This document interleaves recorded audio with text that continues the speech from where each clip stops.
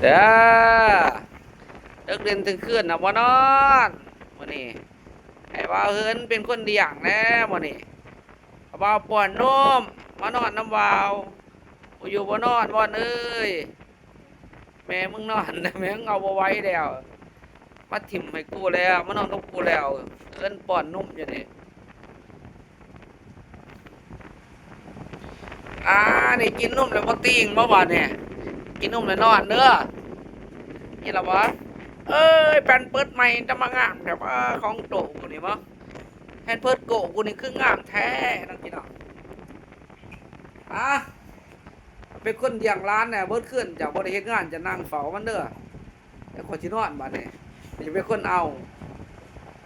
จะเป็นคนเอามันเด้อ